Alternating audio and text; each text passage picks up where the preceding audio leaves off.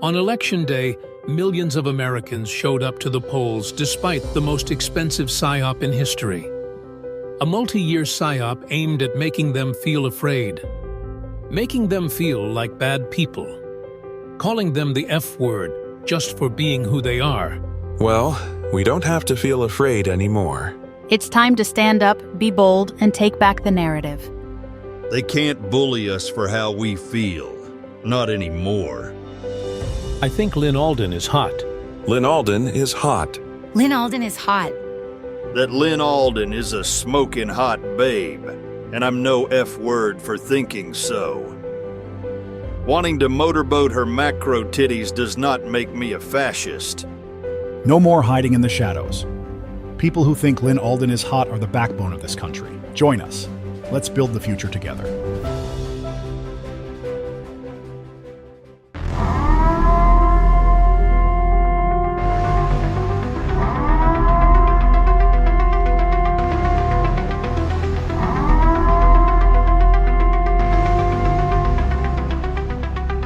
Is there any doubt in your mind that Bitcoin has already won? If so, you obviously haven't listened to enough Bitcoin podcasts yet.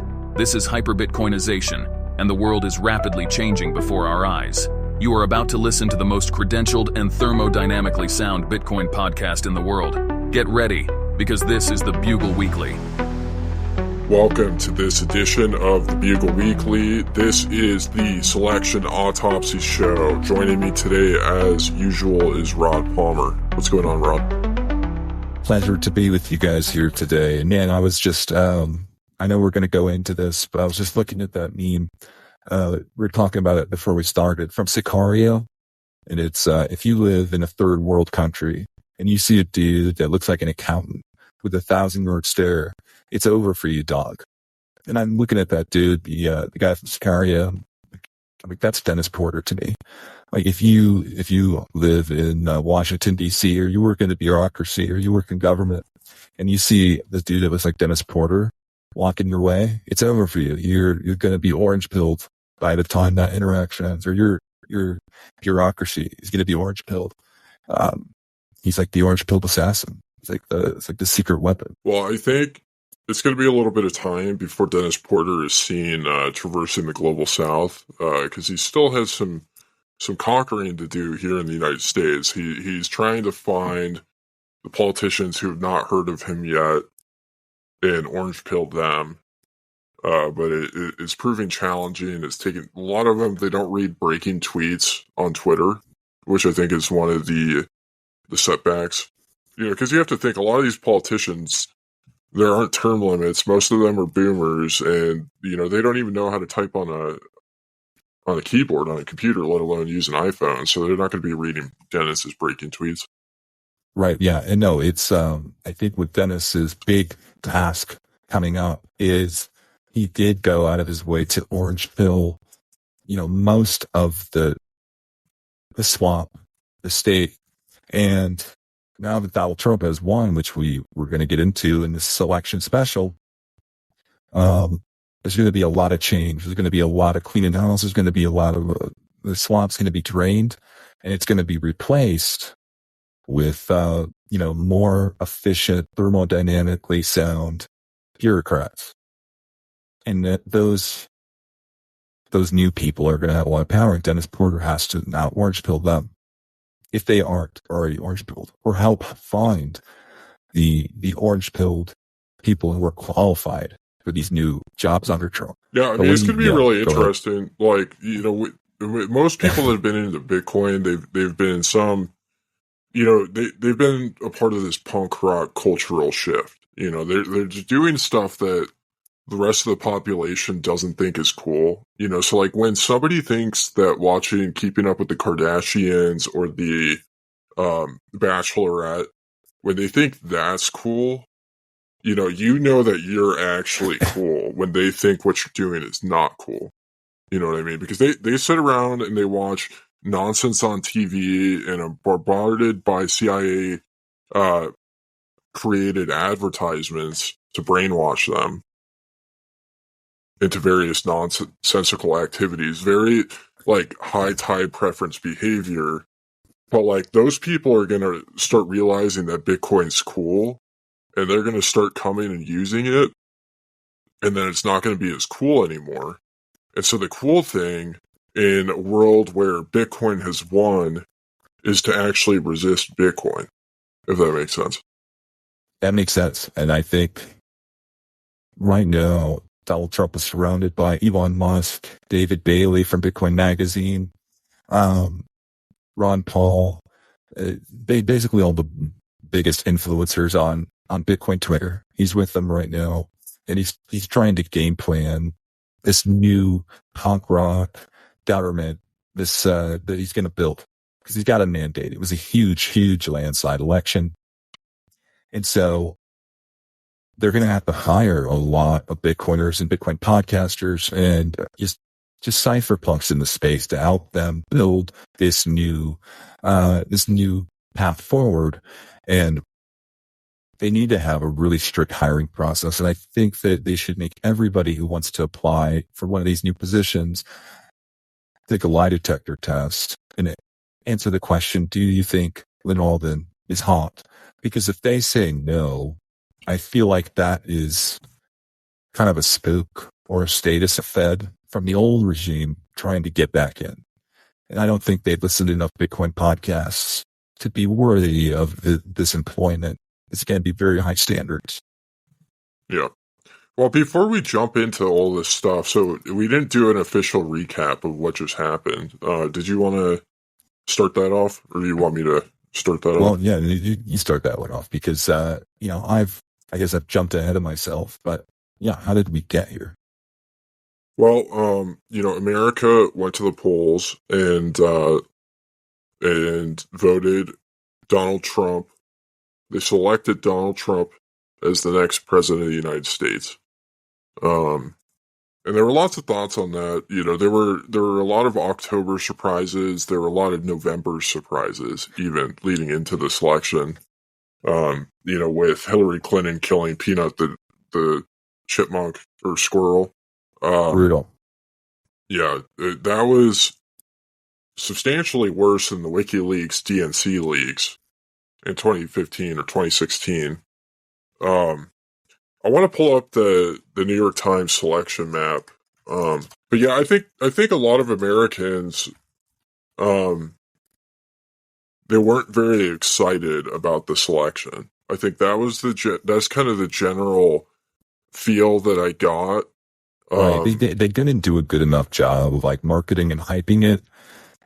They didn't do a good job of like making it, it just wasn't culture wasn't saturated with politics. I mean, people were they wanted to live their lives and nobody wanted to vote. Nobody wanted to talk about politics.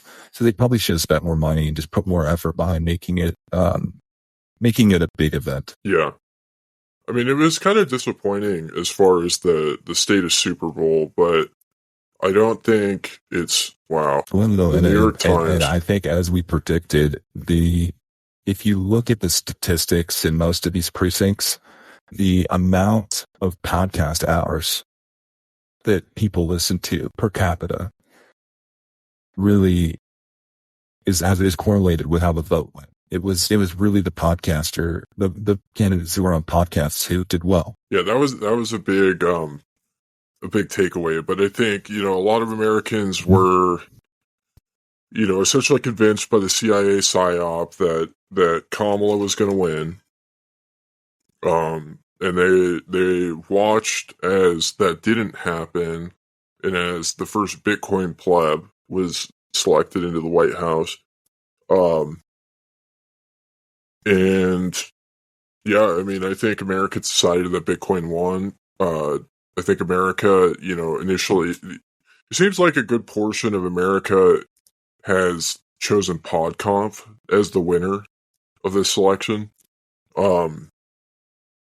Trump kind of did a good job of like straddling PodConf and like the actual ethos of Bitcoin. And he didn't have to say anything about privacy or surveillance, but all he had to do in that regard to win a lot of people over was talk about freeing Ross. to essentially, kind of get the buy-in from the non-PodConf people, because, PodConf likes to support Ross to some extent, but I think a lot of, PodConf think that Ross is bad for NGU, and they don't like memory of the Silk Road. Like, they almost want everybody to forget about the Silk Road and forget that people can be non-compliant with Bitcoin.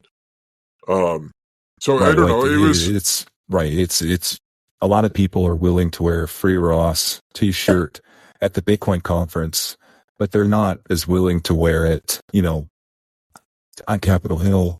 I don't think Dennis Porter, excuse me, anybody except Dennis Porter at the, in Washington, especially with the Bitcoin Policy Institute, is wearing Free Ross T-shirts into their meetings with politicians. Yeah. But I think for a lot of us, Ross is a hero, and Ross is a hero for me personally because he really paved the way for non-KYC peer-to-peer cigarette markets. And for some people, he's kind of like a pin that you have to put on your suit, so people know that you're, patriotic enough or, Bitcoiner enough. Yeah, I mean, like Haley Walsh, for example, is a big Free Ross proponent, but she came in here having zero proof of listening to 40 hours of Bitcoin podcasts right a week. Right. It so was she like, kind of gets, that was like somebody paid her to post that. But yeah, we both made our endorsements last week. But that aside, a lot of people were very surprised by the results on this election.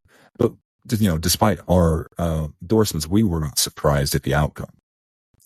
We've been, talking on this show and off this show that we saw this, Donald Trump was going to win by a landslide. We saw it coming. Why do you think we saw that coming, but so many people did not see it? Well, I think the majority of the population has not caught on to this idea of pseudo-spoofing. Right. Civil attacks. And, yeah, civil attacks. So, essentially what a civil attack is, and if you don't know what this is, you haven't been listening to enough Bitcoin podcasts, so you should probably get on that a little bit more. After this one, listen to another one. But essentially what a civil attack or pseudo-spoofing is where individuals go on a platform and they manipulate it to make it seem like more people have an opinion than they do. And right. Reddit's the prime example of this. Is the reason why the Reddit mods on our Bitcoin are super gay. They don't think Lynn Alden's hot, and they always kick the bugle off as soon as we post something in that subreddit. They don't want individuals to actually propose any sort of realistic sense of truth. They want to gatekeep, and they want to convince people that people think a specific way. But imagine the super gay r/Bitcoin mods are controlling all the different social media platforms simultaneously. Right. So some people who have listened to a lot of Bitcoin podcasts are familiar with a civil attack, and they're thinking, well, this is what they're calling a civil attack or pseudo-spoofing, but that's when, your node connects. And it's very difficult in a decentralized network to know if you have connected to, an honest node, or if you've connected to a network that is all dishonest nodes. So you're getting, you have 20 connections, they're all dishonest, and they're really all, being controlled by one source. And you just kind of get in this echo chamber. But in the Bitcoin network, that can happen. But in a wider sense, you get on Twitter or any social media platform, and you're seeing a bunch of different users, and you're seeing a bunch of different people interacting, and fighting and arguing, agreeing, retweeting each other. Some of them are famous, but there's a flood of people that could be a real person. It could be somebody you know. It could be a bot. It could be a Russian bot. It could be a Democrat bot, Republican bot. And some of those could all be together, but they're being funded by different people, different organizations, different PACs, different federal agencies, different countries. They all have these armies of these Sudanese fake accounts, these bots. And some of them can actually be controlled by real people. In this way, they seem very real, but many are controlled by AI. So if you see, a post from a Democrat or a Republican and it's got 100,000 likes, 20,000 retweets, Elon Musk made it private, so you don't see who likes anymore. You don't know if they're real. They could have been purchased with these bots. But anyways, you don't know what's real, and you don't know if any of these accounts are real people, or is it just part of this cyber psyop? And that's across everything that you see digitally. And so the people that then you might interact with in real life, they might be parroting what one of these nodes, has programmed them to say. And so you might think that that's real life now, because the network has just been captured by people who don't think Linolda is hot. Yeah, it's very confusing. So yeah, I think the majority of activity that happens on the internet, I'm pretty convinced is pseudo spoofing. Right. And how do you spot that? Well, I think like one of the biggest ways to spot it is you actually interact with people, in the real world. And so you're kind of grounded into reality of like where people are at right now.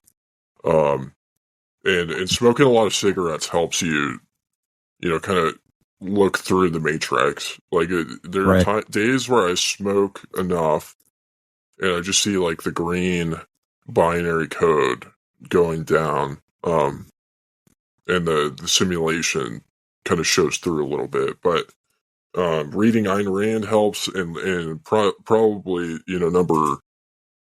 if not number one, number two on the list. I think smoking cigarettes might be number one.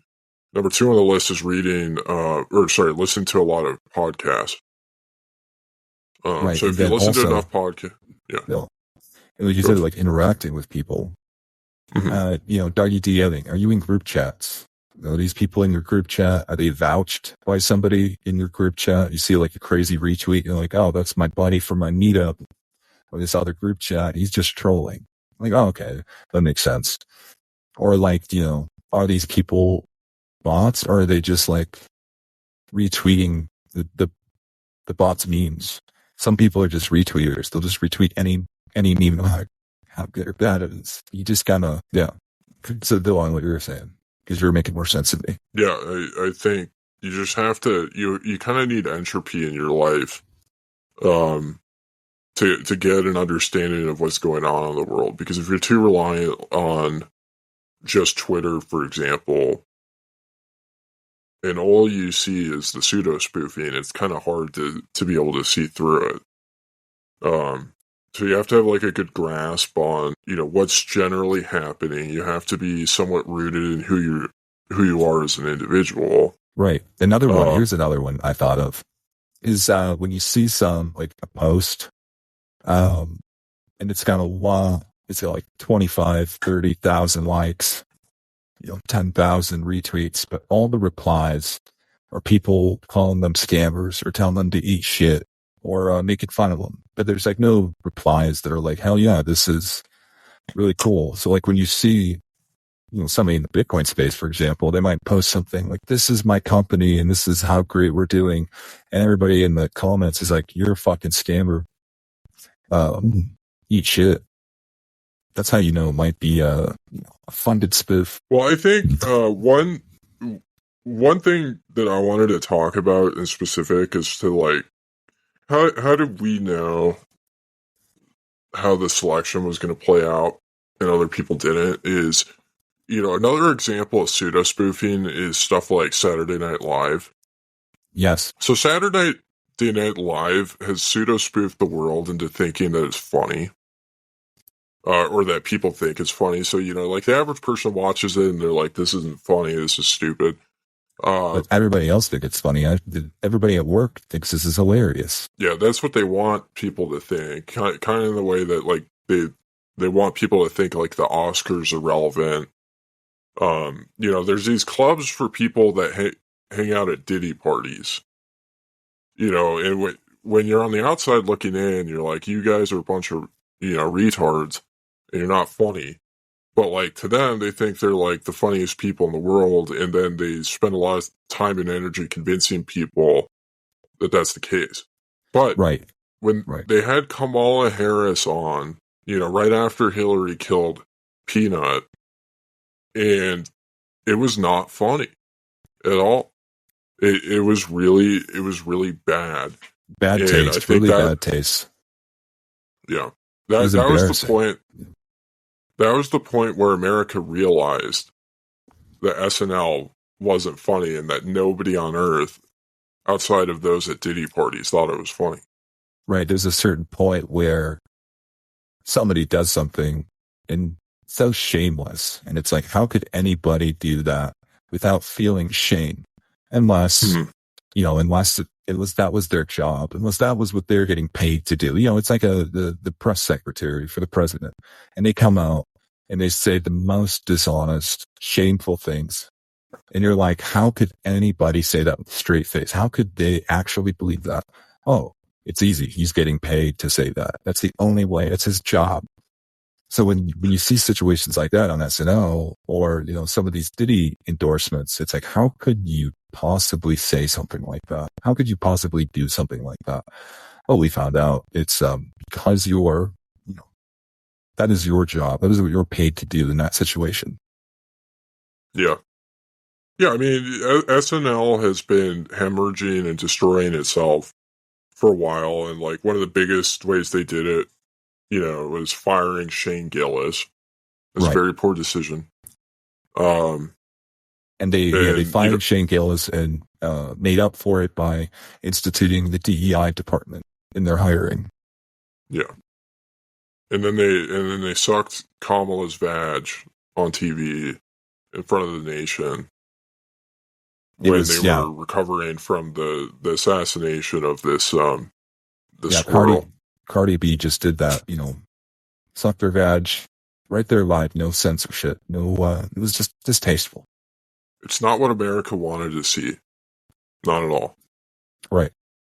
That's what you're supposed to see in the women's locker room, not on Saturday Night Live. Yeah. But that was like a really powerful moment in American culture and American political history, because that was a moment where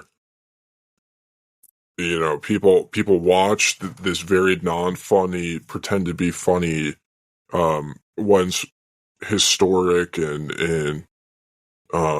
innovative TV show just kill itself in front of the whole world. And they're like, okay, I think everybody around me realizes they're also not funny.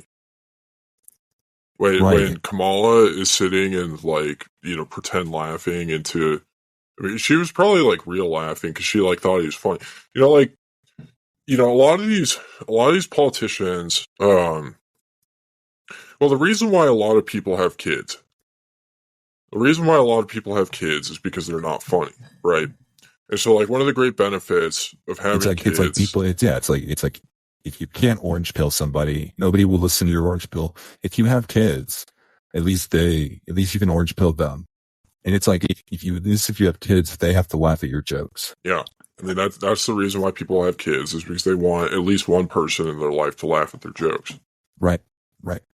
And yeah, go ahead. Well, and this is something that the political left has such a hard time with, is, they a lot of them are very like anti-kid, like they don't want. I think you're getting off on a little bit of a tangent here, because I think the main message of what happened this week was that we were all kind of getting sick and tired of laughing at people's jokes that weren't funny, and we're decided to give them the benefit of the doubt for a little while longer, because the election was coming up, and we would see in the election, like, it was funny, it wasn't. And like, who had the best memes? Was it Trump or was it Kamala? It's SNL. And then the election's in a landslide. It's like, oh, I don't have to laugh at these people's jokes anymore. They have to laugh at my memes. They have to laugh at my jokes, even if they say you're retarded in them. They have to put that on TV now. And so that's what I think. It's a reset of like, whose jokes do we have to laugh at now? The left or the right? Mm-hmm. Yeah, I mean, I think what kind of has been ushered in is a free market of jokes. Yes. It's price discovery on Bitcoin and comedy podcasts.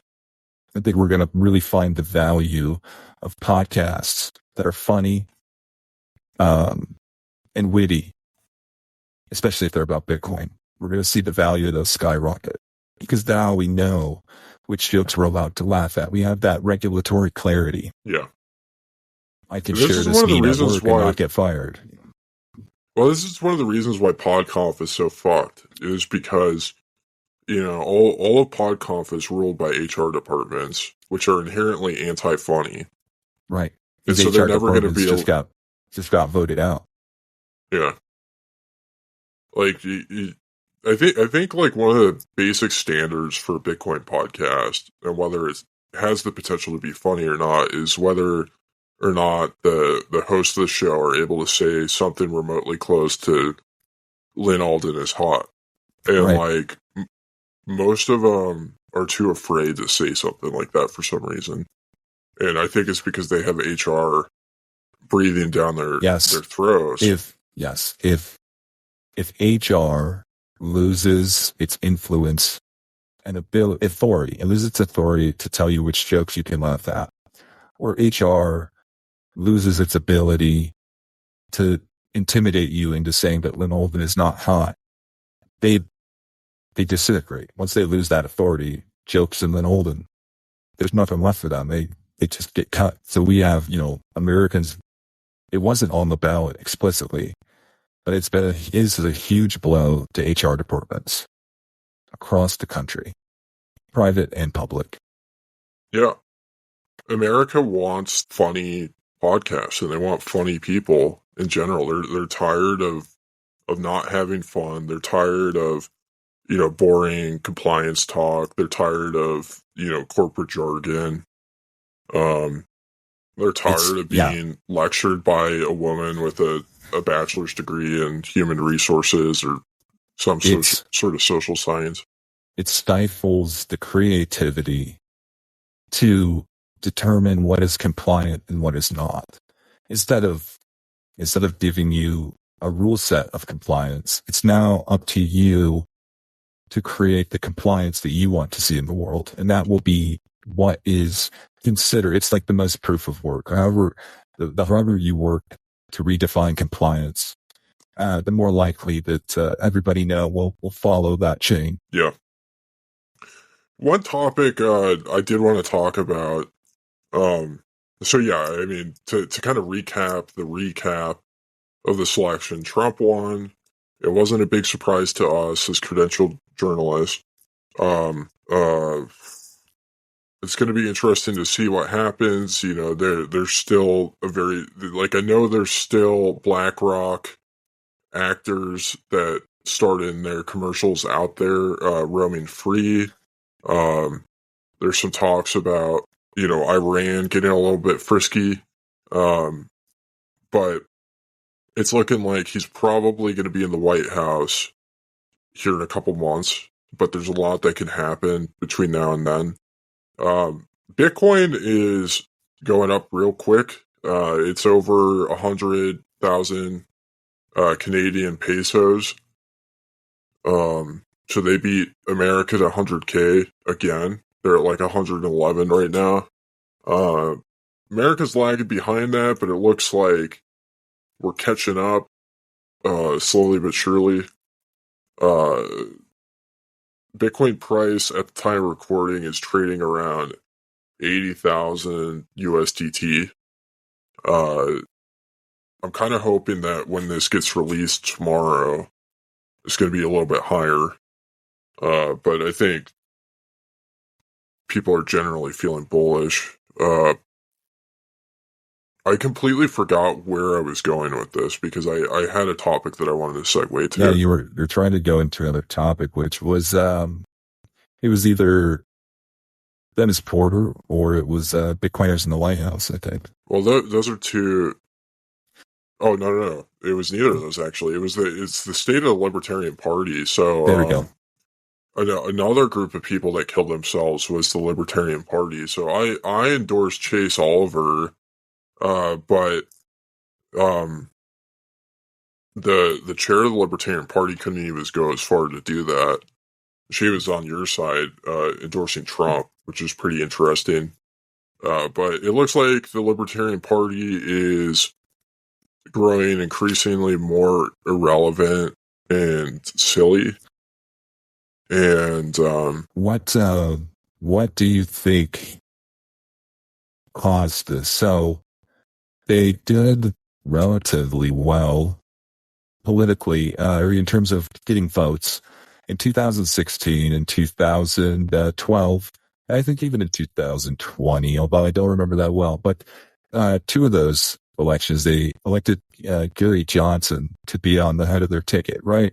And so it was, they didn't really pick a libertarian to be at the head of the ticket. And they did well. They basically picked like a Republican who liked weed.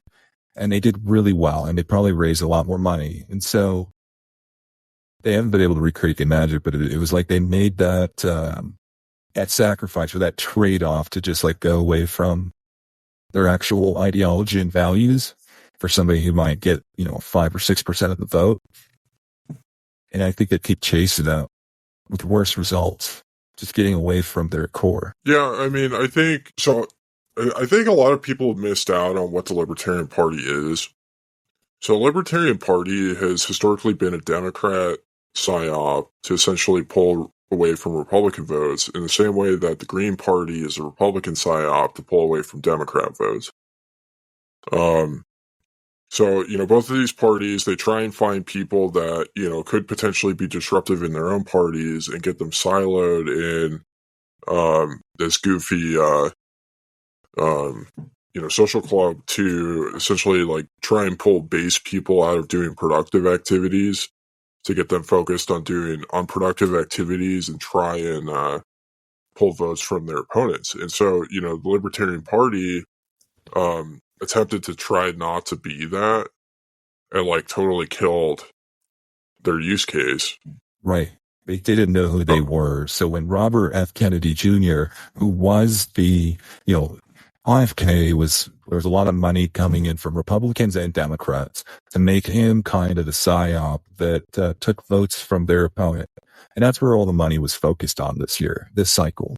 And libertarians had an opportunity to capitalize on that and to nominate him to be the head of their ticket, because it's not about electing a libertarian. It's about, getting somebody on there to fuck up the Republicans. And who better than the guy who's against the COVID vaccine and seed oils than to do that? But instead, they went with Chase Oliver. They didn't know their assignment and they dropped the bag. Well, it was kind of interesting because there was a little bit of split in like the party leadership. So like they chose a candidate in Chase Oliver that fit that. Well, he was abnormal as a candidate because he was the type of candidate that would pull away from Kamala voters more so than he would for Trump voters. If that makes sense. Our lead story tonight is a shocking new rise in divorce. Wives are increasingly choosing to end their marriages to pursue their boyfriends who own Bitcoin at the expense of their no-coiner husbands. We are seeing a shocking trend of wives actually leaving their husbands for their boyfriends. In an unprecedented ruling, an Idaho court rules that you may be eligible for alimony if your wife leaves you for her boyfriend and he owns Bitcoin. Family courts coming for Bitcoin? That's what our legal analysts are saying. But what does this mean for you? Hi, my name is Stephen Lupka. I'm the head of private clients and family offices at Swan Bitcoin, but you may know me from your favorite Bitcoin podcasts. If your girlfriend divorces her husband and he finds out you own Bitcoin, your savings may be at risk. More and more Bitcoiners who have girlfriends with no-coiner husbands are getting stuck with alimony payments, sometimes paid in lightning due to family courts tightening regulations. At Swan, we strive to be the personal concierge you can trust to help you navigate the complexities of saving in Bitcoin, as well as help you protect your savings from greedy family courts. If you're a high net worth individual, family office, or just anyone who owns at least 0.5 Bitcoin, you may be eligible for Swan Private Services. If your girlfriend is talking about leaving her husband for you when Bitcoin reaches 100K, visit swan.com/private and learn how Swan can walk the walk for you or your family.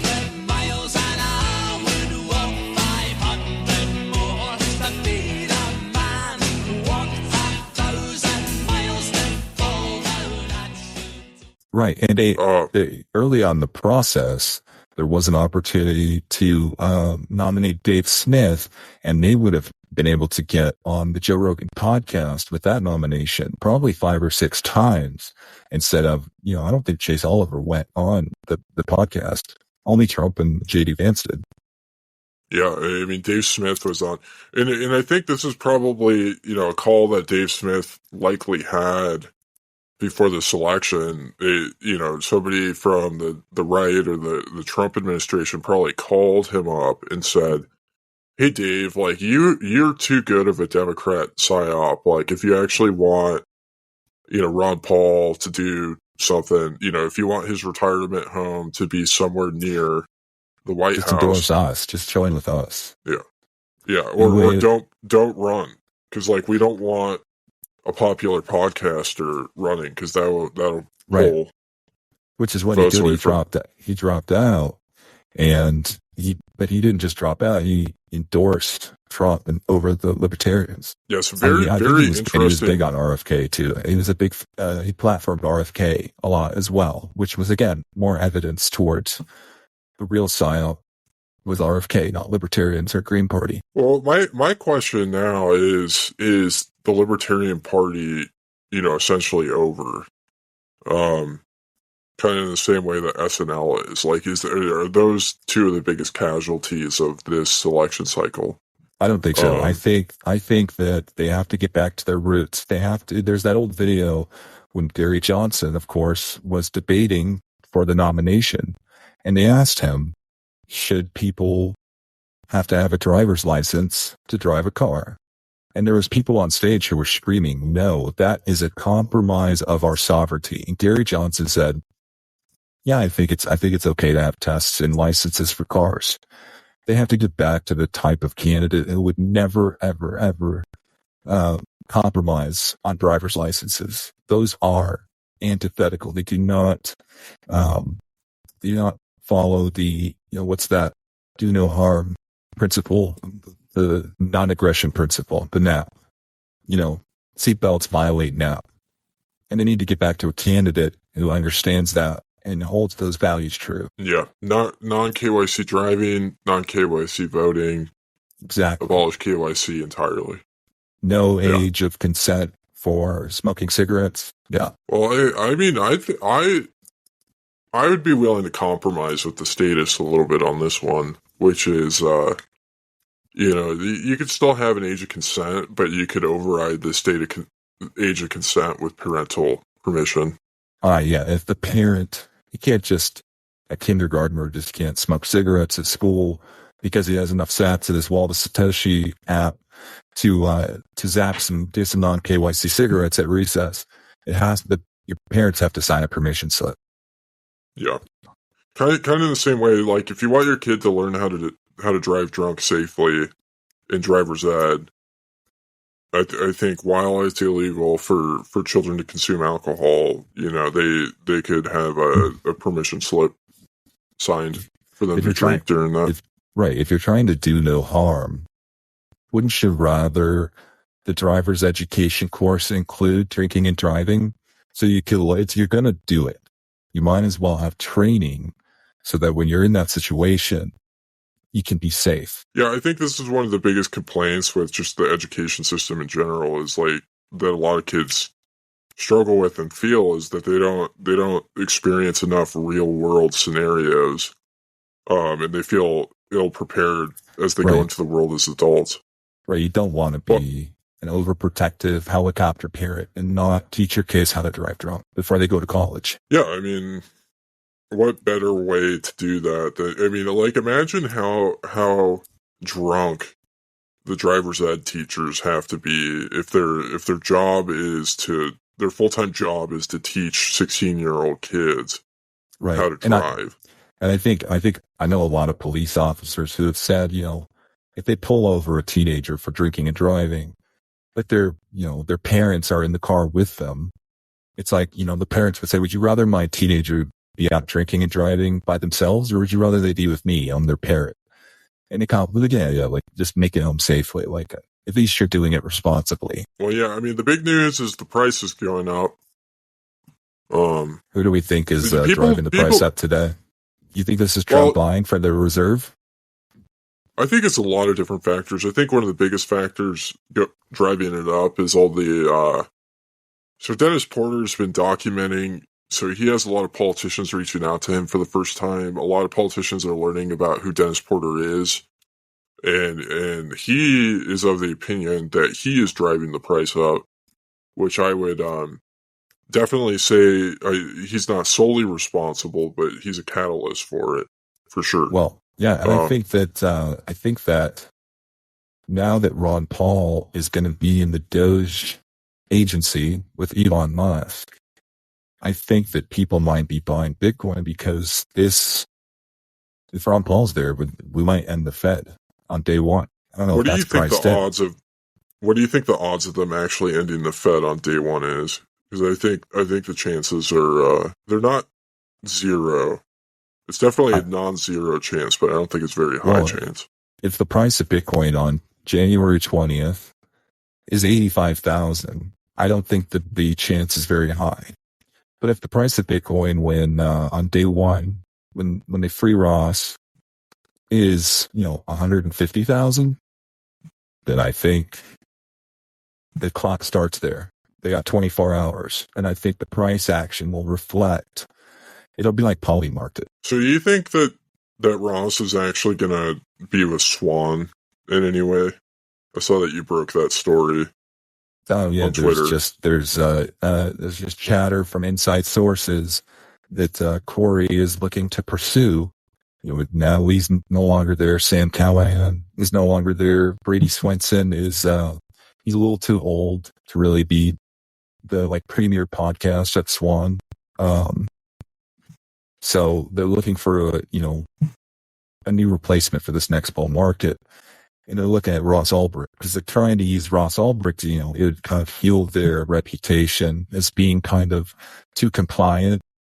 Having somebody like Ross Ulbricht as like the lead of their podcast, flagship podcast. That'll be pretty interesting. Like I imagine Ross probably has a lot of pent up energy. Like he's ready to appear on a lot of podcasts. He's spent 10 years of not appearing on podcasts. Right. What do you think his podcast schedule is going to look like during this, Trump's first year in office? Ross Ulbricht's, that is, once he gets released. I wonder what the odds of him going on Talk 2 are early on. Right. He owes her, I think, for that. Yeah. I mean, it's, Haley's definitely attractive. She's no Kaylee, but she's up there. And I think besides like Jessica Vaughn, and I don't know, is Lynn Alden a big free Rosser? I don't think I've seen her tweet about that or post on Nostr. I think she's posted that on Nostr only. Okay. And less of an endorsement for freeing Ross and more of a kind of like this is my base case as a macro analyst. What will happen? Yeah. So Haley was like the first noteworthy hot babe to jump on the free Ross train. Right. And if there's one way to get Donald Trump's attention, it's to be a hot babe. You know what I mean? Yes, like Laura Loomer. You think Laura Loomer's hot? Yeah, I think that is probably the political or the government or the Republican version of Lynn Alden is hot in Bitcoin. Interesting. If you don't think pretty bold. Laura Loomer's hot, I think that maybe you might be like a Democrat plant undercover trying to sabotage the campaign. Well, we should definitely do a Twitter poll to determine who's hotter. Yeah. You want to do a who's hotter, Lynn Alden versus Laura Loomer, Or yes. How would you rather? Would you rather bang Laura Loomer or Lynn Alden? One night in paradise in El Salvador, Bitcoin Beach, with the hotel right there, opens up to the ocean view. One night, Laura Loomer or Lynn Alden. So you've established that Laura Loomer's hot. Do you think she's a real journalist? Yeah. She's the first journalist at a Bitcoin conference to take Jack Dorsey on. She was screaming at Jack Dorsey, telling him to say Lynn Alden is hot, and he wouldn't say it. And they cuffed Laura Loomer and they took her out. Which conference was this? I don't think I heard about this story. This was Bitcoin Miami in 2021 at the Wynwood. Peter McCormick talks about this because he was the moderator at the time. And they brought Jack Dorsey out, and that's when Jack Dorsey revealed that he had shaved his head and grown a beard and wore Bitcoin t-shirts. And he was talking about how Bitcoin was the most important, asset for the future.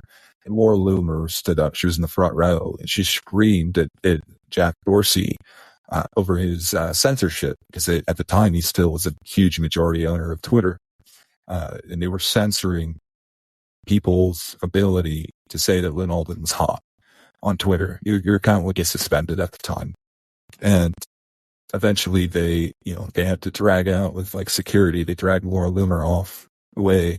She was screaming at Peter McCormick a little bit too, telling Peter McCormick to ask Jack Dorsey why he doesn't want people to say Lynn Alden is hot on Twitter. Interesting.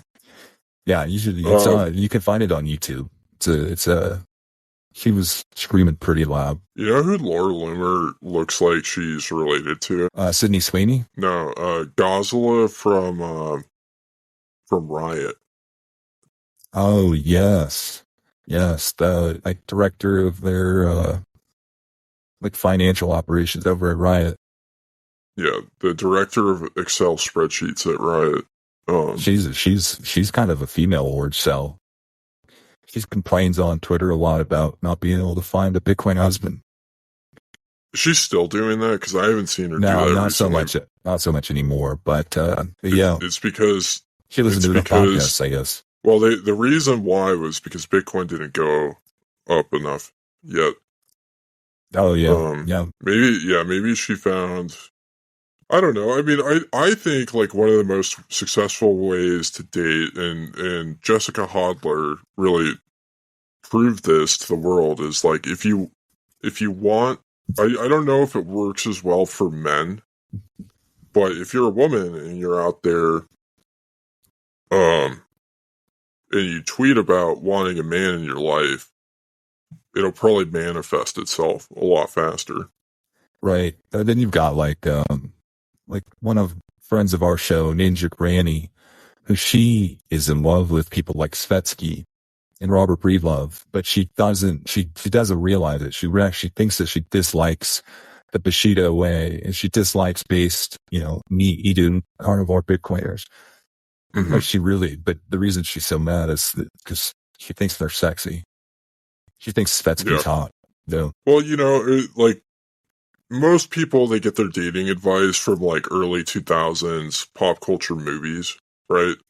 And right. the common narrative in that is the way to get a woman to be attracted to you is to kind of play coy, to be distant, to be aloof.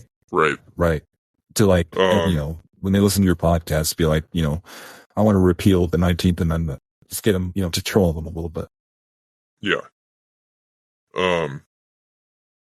It is a pretty interesting tactic, but it's almost what we've learned from early 2000s television is that women really just want reverse psychology. Instead of wanting somebody to be assertive and straightforward with them, they want these various mind games to they be just want played. They just want somebody to listen to them, and part of listening to them means arguing with them. They want somebody to argue with them and listen to them. Well, I think one of the challenges is the CIA has been so active in setting standards in our culture of what's culturally appropriate, right? Right. And so women have been so conditioned to various psyops that Right. Exactly. they think that a man caring for them is a man psyoping them. Right now, And like, yeah. if you're not, Yeah. like, I think, yeah, these women are like, if this man doesn't care enough to psyop me, then he's probably not Yes. worth it. But the corollary to that, so one of the biggest psyops for men on the internet is porn. And you should try to stay away from that because it ruins your relationship with women intimately in like real life. It ruins your relationships. But women, their biggest psyop is arguing with people on the internet. When they, instead of arguing with their husbands and nagging their husbands, they're nagging podcasters and people on Twitter. And so when they go home, it just ruins the magic of arguing and making your husband listen to you argue when they're doing it online all day. Yeah, I mean, I think one of the reasons why porn is bad, or I don't know, bad might be the wrong word for it, but it has negative trade-offs, is because in most porn videos, you know, the man doesn't have to psyop the woman. You know what I mean? Right. It's, he sweeps her off her feet instead of, you know, pseudo spiffs her mind. Yeah. Like most of the women in porn, they're often the ones essentially initiating it all. Right. And it's on their terms, right? Like they can't, the danger of getting like a sexist meme in your DMs doesn't exist because they're in charge of the relationship. And I think this is one of the reasons why orange cells just have trouble dating so much, is like, you know, they're getting their ideas on relationships from porn, and they're getting their ideas on relationships from CIA, Disney, yeah, CIA. Yeah, before we got into the basics, do you have any other topics that you wanted to bring up? Well, I think that, I guess one of the final topics I wanted to point out, so Mike Germano tweeted at PodConf referencing, you know, the Bugle, essentially saying that the most creative minds in the industry are us, and we're kind of running over everybody with our superior credentials. I just wanted to say that was like a pretty big acknowledgement that I felt pretty good about, and we were talking about it a little bit about before we started recording about, you know, why has the Bugle been so successful, and a big part of it is because of our boosters. It's because we have been able to pierce the world of pseudo spoofing through real organic engagement with individuals. Right. We are able to report the news that matters because we can cut through the noise that the CIA, that big donors, corporations, Tether, big Bitcoin companies, Russia. We can get through all the noise that they're pseudo spoofing into the timeline. And that's what, you know, that's why the Bugle might only get 10 or 15 likes and retweets on an article, while, you know, Bitcoin Magazine might get thousands. But if you control for the pseudo spoofing, you know, we're pound for pound the best news in the business. We're circulating through Bitcoin company Slack channels, and that's something that I think is really important. The reason why we're doing that is because our listeners like you are the ones dropping the links in those Slack channels. And, yeah, I mean, it doesn't really matter if you're out there reporting the news. Like, it only matters if, you know, the news that you're reporting gets circulated, right, and spread and disseminated. And like, we have an uphill battle to fight because we're not beholden to the CIA, because we're anti-PodConf, there's some strong forces preventing us from being as amplified as we could be. Right. But those forces are being defeated. Right.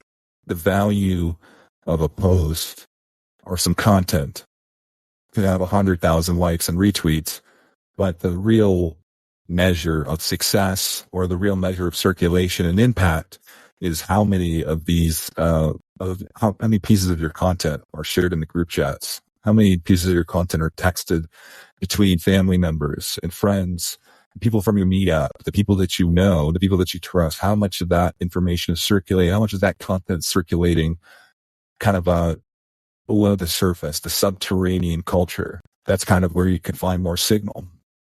Yeah. And I think we're just meeting a market demand, which is, people are really tired of, kind of the fiat world, and they wanted an alternative to PodConf, and they wanted value for value.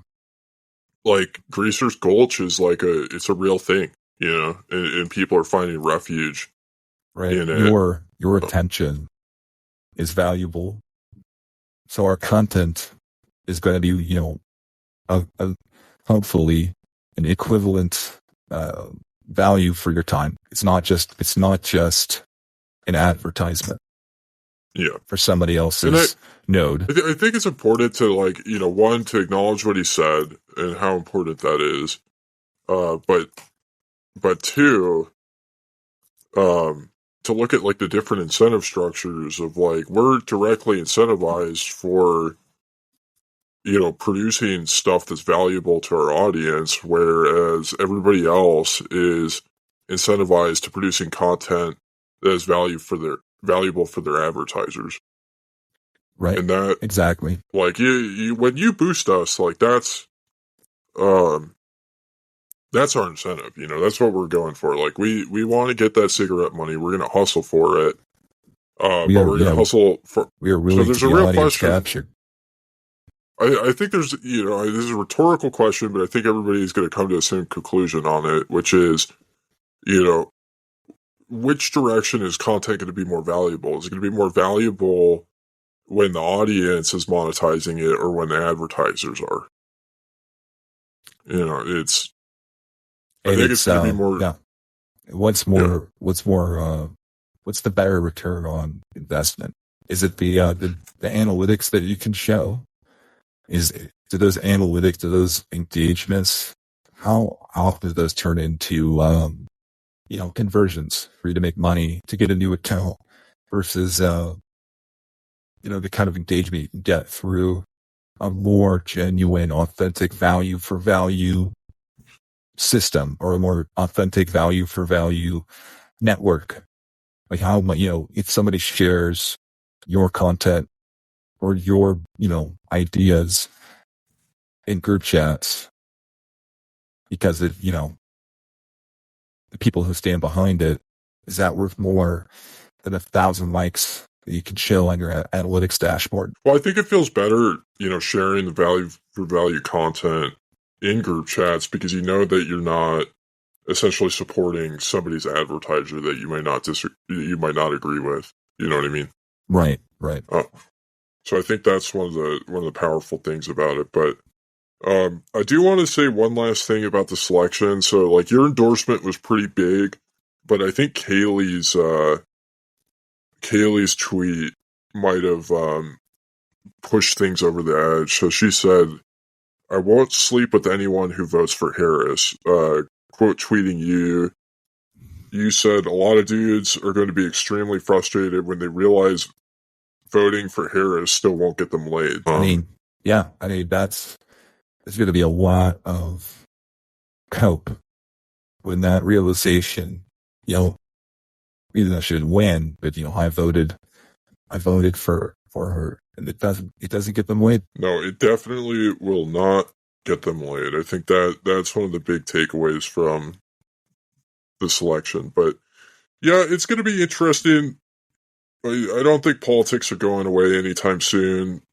This status Super Bowl, while it wasn't as entertaining as ones previously, was still pretty, big and relevant. There's no sudden death overtime this year. No.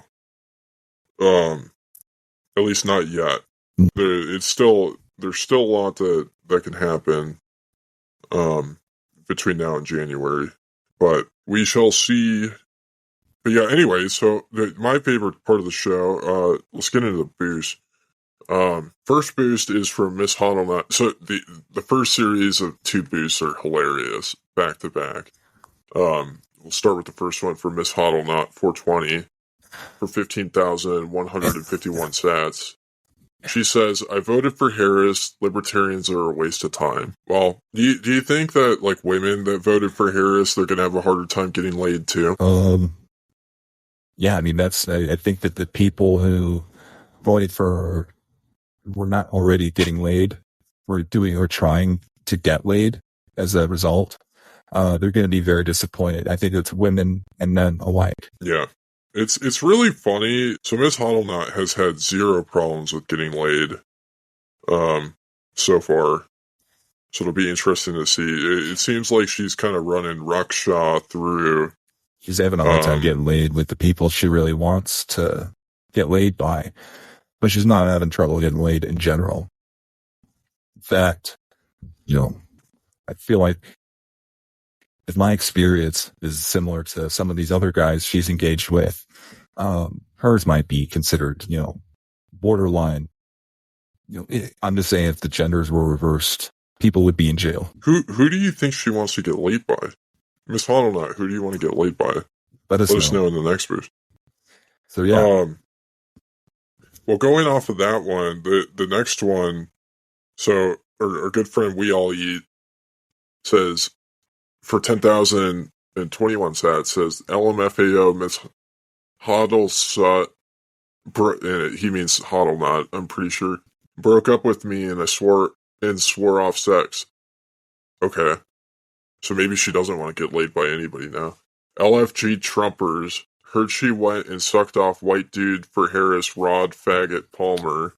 She's a dick greaser for sure. Well, wow.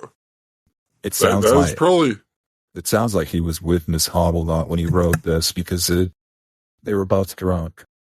But that's a mistake. I've never been a white dude for Harris. I never joined any of those. That was Terrence. But still appreciate the boost. We all eat. If you were secretly a white dude for Harris, that would be one of the most elaborate schemes ever concocted. I just don't have that time. I think you prioritize your time better than that. I mean, imagine what it would take to like hang out with Terrence and Mike Brock in the same room. Right. That's I listen to a lot of Bitcoin podcasts, but I do not have the time preference low enough yet to hang out with people like Terrence and Brock. Well, so We All Eat suggesting that Miss Hoddlenut swore off sex. That's kind of been a theme going around. This is something that's really fascinating that happens in selections. It's almost like New Year's resolutions, where people make these declarations of things. They say they're never going to be on Twitter again. They say, they're moving out of the country. They say that they're swearing off sex, and then they do none of the above. So we'll see how long that lasts for. Well, we'll probably have an answer next week of who she wants to bang is my prediction. Yeah, that sounds right. All right, so next one. Highs the pleb. 100 sats. I refuse to listen to Simply Bitcoin because they have the Compass Mining Cunts as a sponsor. Wow, I didn't know the Compass was still. Are they still advertising for Simply Bitcoin? But yeah, that's one of those where somebody is filling for Compass. That's one of those things where it's obviously that is their job. That's what they're getting paid to do because nobody else would do that at this point. Yeah. Well, that's why, having these alternatives, to be able to boost the content creators directly is the way important. Around this, yeah. Well, we appreciate the boost. Well, let's get Pies also boosted 100 cents a few other times. Fuck KYC and fuck the system. 4 cigarette, 5 cigarette emojis, and fuck Chase Oliver. Anyone who votes for him is a fucking retard. Well, I endorsed Chase Oliver, but I didn't vote for him, so I guess right. I'm not a retard, according to Pies. I'm safe. I survived that cut. Well, I mean, I think most of the people voting for Chase Oliver were probably disaffected Democrats. Right. A good portion of them. Because Jill Stein wasn't on the ballot in that state. Well, I don't think Jill Stein went on enough podcasts for anybody to really hear about who she is. That's true. I think that's the issue. Chase definitely went on more podcasts. Why did the Found and Boost get ordered weird? Are you looking at it on the web or on the app? I'm looking at it on the app. I think it just mixes in some of the Noster posts with the Boost. I guess the last one is from ETC on board. Hashtag LNAs or hashtag CTV. Let's not bring politics. The election's over. Let's not bring politics into the Boost with the hashtags here. But 250 sats, 3 laughing emojis. So thank you, BTC on board. Got politics since. I do want to read. So there were a few Noster posts. So Shadrach, Cody. I don't want to read them all, but there was one I wanted to read from Everything Satoshi, who said, at NVK, does Bitcoin need a CoinKite block clock after all? The Rolex block clock, I can see you not doing because of privacy reasons, but I think about the kinky Bitcoiners and give them an air gap CoinKite butt plug. So one of the things that Everything Satoshi's talking about here is this idea of OPSEC, which is that you would kind of out yourself if you're walking around with a Rolex that read Bitcoin time instead of normal time. You go to the supermarket, people look at your watch and they say, oh wow, that guy doesn't have fiat time on his wrist. He's a Bitcoiner. Maybe we can steal shit from him. This problem is solved when you increase your anonymity set. So what needs to happen is for more people to listen to Bitcoin podcasts, more people to have Bitcoin stickers on their cars, more people to have, like SHA-256 license plates, various things like that. More people using Bitcoin time, and when the anonymity set is big enough, you're kind of not sticking out by conforming with the rest of the crowd. You know what I mean? So that's how we fix that. So this question of does Bitcoin need a CoinKite block clock after all? I would argue that Bitcoin doesn't really need it in the same way it needs Dennis Porter, but there's some cool things that Bitcoiners, because people are faced with this question of what weird trinkets can they buy that are never going to ROI. And a block clock and a BitX kind of sit in the same realm. You know what I mean? Right. Like in ordinals too. They're like status symbols that people can have. Exactly. It's keeping up with the Joneses, but keeping up with the Anons. Well, that kind of wraps up the boost section. We do have a couple announcements. So, as always, we're working on some projects behind the scenes. So one of the things that Rod and I did last week was we went on our friend Rayo's podcast, the Vanu podcast, who I use as a publisher sometimes. So he's helped me get my music on Spotify and, all the KYC applications, as well as, I'm working on a book for him to publish. That was a lot of fun. You can check that out. Probably go on Fountain and search the Vanu podcast. I'm going to be listening to that one. I put it on my 40 hours a podcast because I already forgot the majority of what we talked about. But yeah, I plan on boosting it. That was a good time. Yeah, that was a good time. You should check that one out. Yeah. I'm looking forward to not having to talk about the selection. It's taken up a few weeks of the majority of our content. And I think politics is still going to be pretty, we're going to have to report on it, but it's not going to be the predominant narrative or topic that we're talking about. So that's an announcement. I think this is kind of the end of politics for the most part. We can start talking about more important things. You got anything you want to highlight or shout out? No, I think that you should check out the Vanu podcast. I think that's a good, that's gonna be a good, like, if you have libertarian friends, like, how do you introduce them to Bitcoin? So I think it's a good first step. Listen to this podcast. Totally.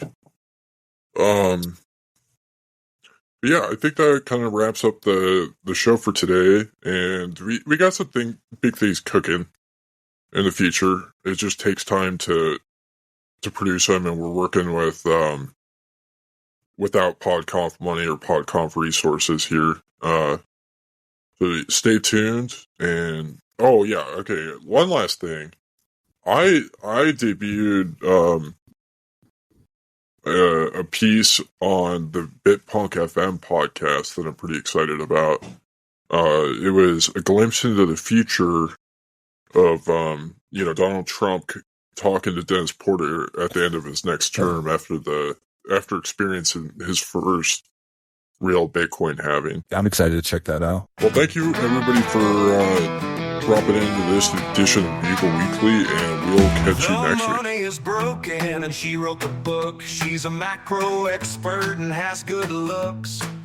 Her hair bowled back behind one ear. She's one of the most important voices to hear. Dissecting the world with wisdom and grit. She is light years ahead of the average midwit.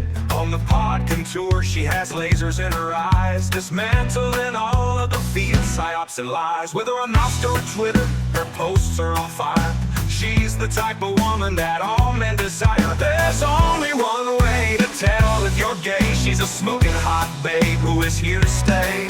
If you wanna know the future, you better well listen. Lynn Alden is hot, knows macro, and her black hair glistens.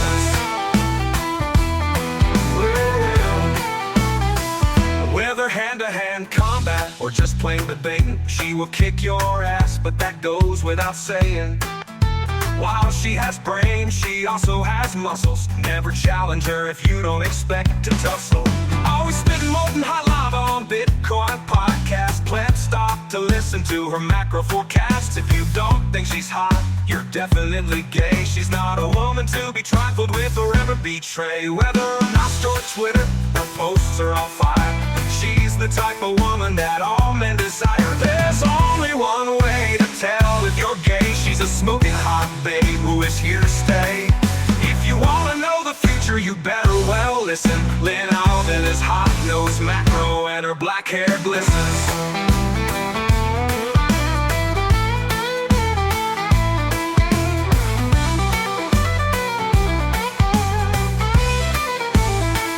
Whether hand-to-hand combat or just plain debating, she will kick your ass, but that goes without saying.